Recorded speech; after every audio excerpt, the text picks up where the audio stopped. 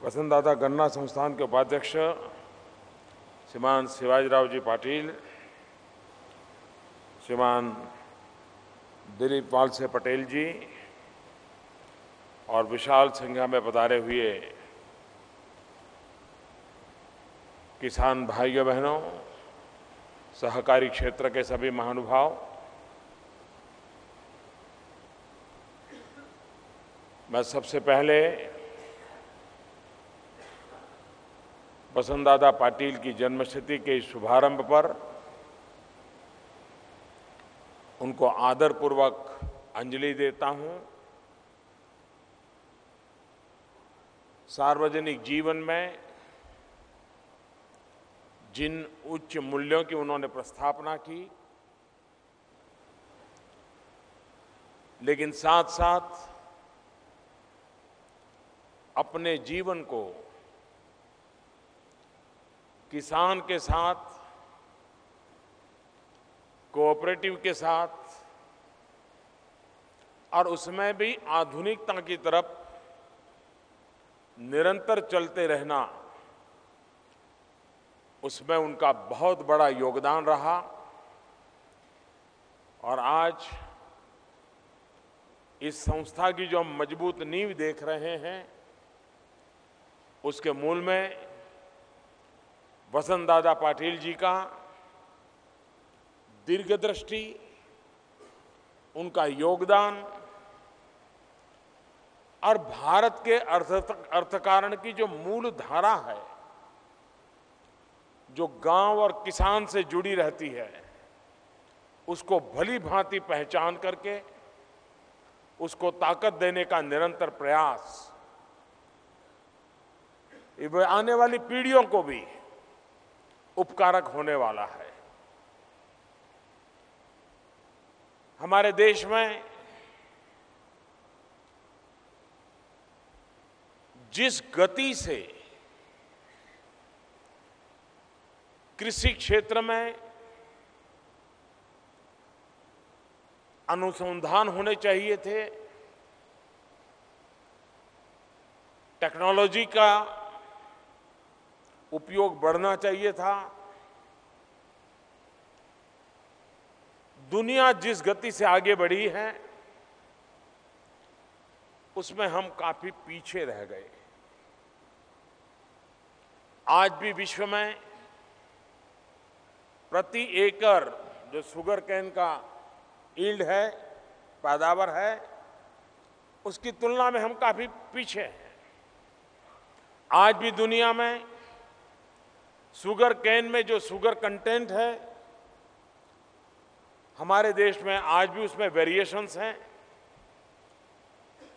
दक्षिण में एक अनुभव आता है, मध्य में दूसरा आता है, उत्तर में तीसरा आता है। और ऐसे समय एक डेडिकेटेड इंस्टीट्यूशन जो निरंतर वैज्ञानिकों को साथ लेकर के टेक्नोलॉजी का भरपूर उपयोग करते हुए और किसान जो भाषा में समझे उस भाषा में खेत तक पहुंचाने का जो प्रयास कर रही है, मैं नहीं मानता हूं कि ये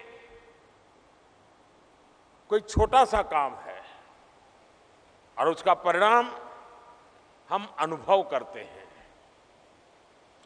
आज मैं शरद राव जी के साथ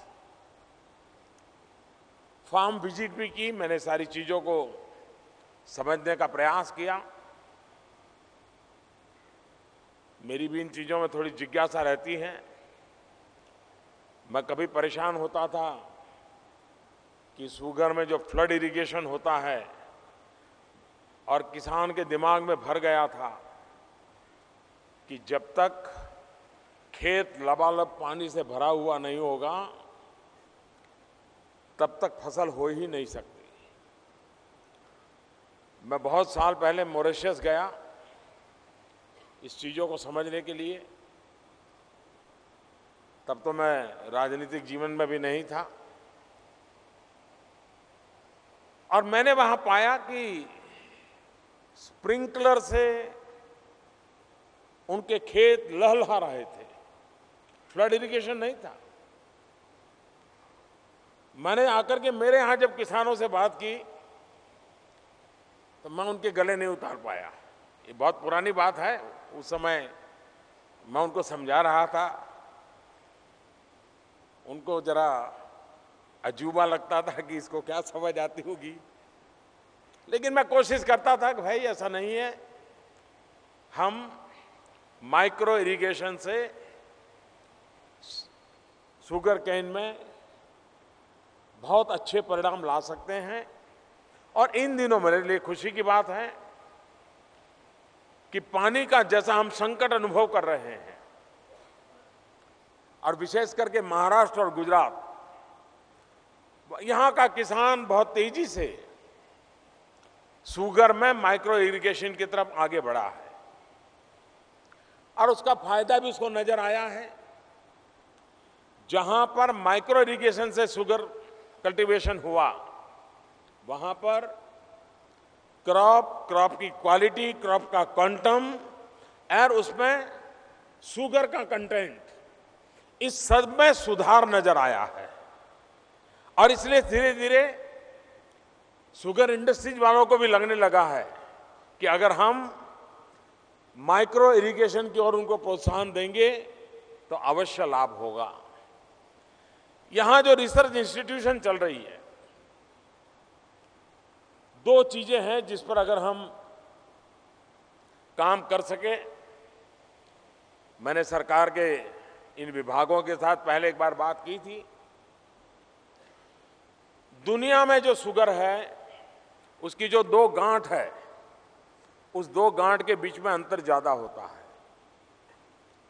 हमारे यहां जो शुगर है उसकी दो गांठ में अंतर कम होता है, और उसके कारण हमारा शुगर कंटेंट में लॉस जाता है, वेस्टेज मटेरियल ज्यादा निकलता है।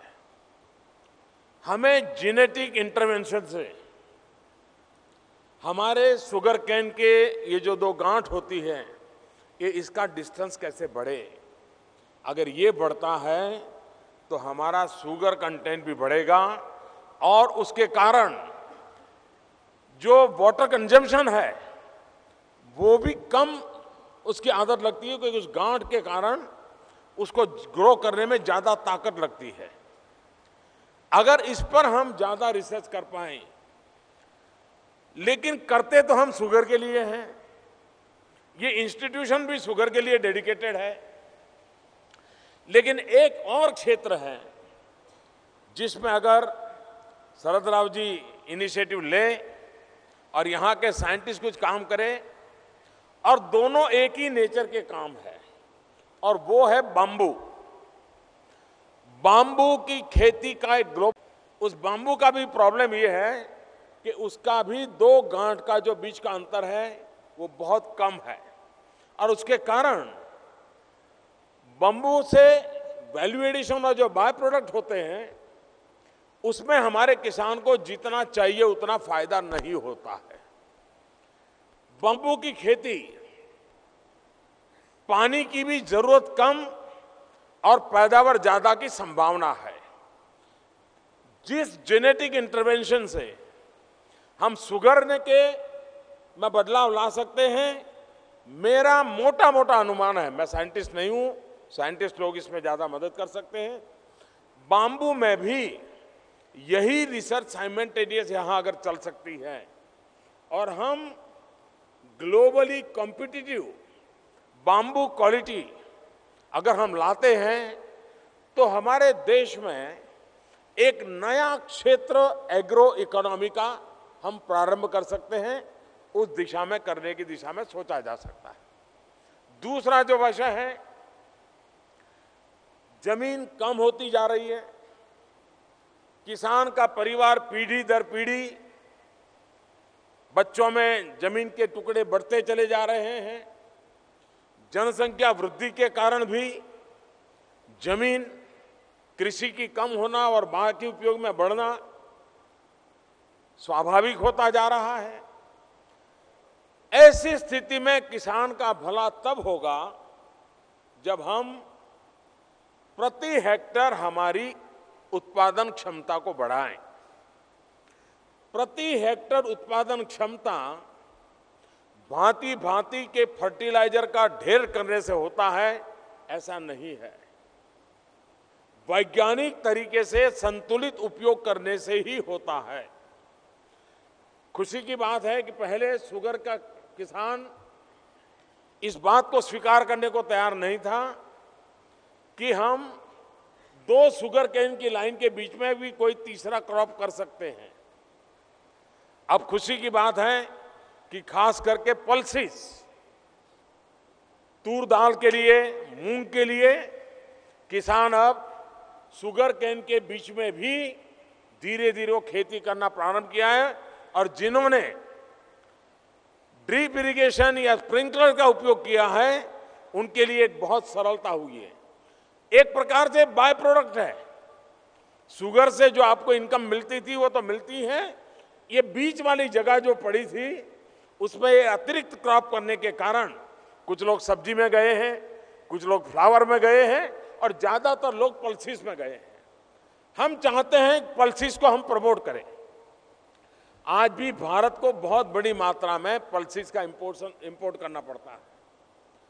पल्सेस की हमारी रिक्वायरमेंट बहुत है और इसलिए हम शुगर के साथ साथ पल्सेस को अगर बढ़ावा देंगे तो एश्योर्ड मार्केट की गारंटी है।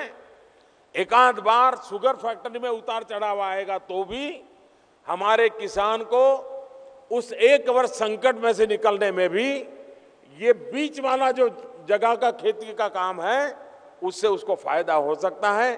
और उस दिशा में जितनी ज्यादा रिसर्च हो सके उस रिसर्च को करने की मैं आवश्यकता देखता हूं। आज तक हमारा शुगर केन से, गन्ने से जुड़ा हमारा जो किसान था, उसका पूरा नसीब शुगर मिल पर डिपेंडेंट था। शुगर मिल ही उसका भाग्य तय करती थी। जहां कोऑपरेटिव बेस मजबूत रहा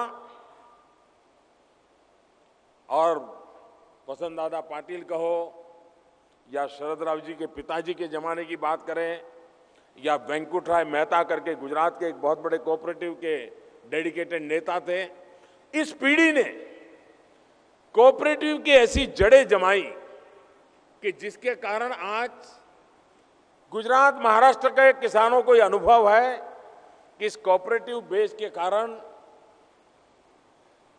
कुछ न कुछ मात्रा में संकटों के समय उनको मदद मिल जाती है। झी 24 तास रहा एक पाऊल पुढे।